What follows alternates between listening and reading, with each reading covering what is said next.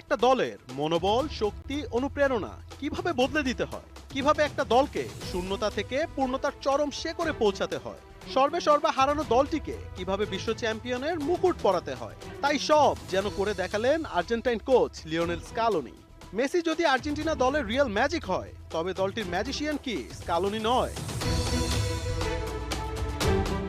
একের পর এক ব্যর্থতায় যখন আর্জেন্টিনা দল ক্লান্ত, পরিশ্রান্ত, তখনই হাসি মাখা মুখে দলের সকল দায় নিজের কাঁধে তুলে নেন এই নিপাক ভদ্রলোক। প্রতিজ্ঞা করেন মেসিদের হাতে তুলে দেবেন স্বপ্নের সোনালী ট্রফি।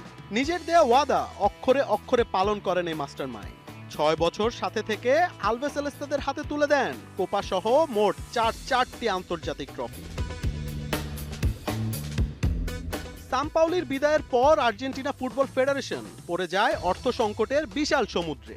তখনই ত্রাতা হয়ে নাবিকের বেশে হাজির স্কালোনি। দুর্গম সমুদ্র পাড়ি দিতে নামেন আটঘাট বেঁধে। পথ সহজ না হলেও লক্ষ্য ছিল অটুট। ধরতে যে হবে বিজয়ের নিশান, যেতে হবে বহুদূর।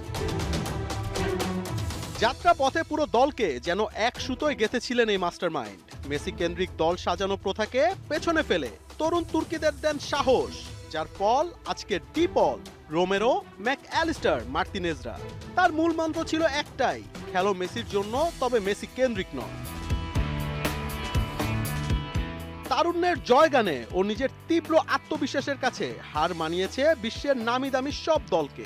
স্পেন, ফ্রান্স, নেদারল্যান্ড সহ অন্যান্য দেশ থেকে ছেকে আনেন ছড়িয়ে ছিটিয়ে থাকা আর্জেন্টাইন ফুটবলারদের।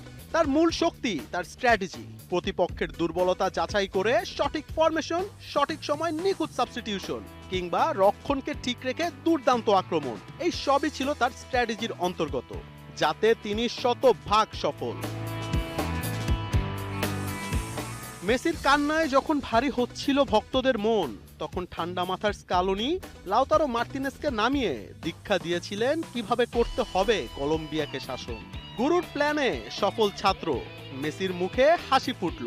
দলটাকে যেন নিজের সন্তানের মতোই আগলিয়ে রেখেছেন এই আর্জেন্টাইন ওস্তাদ।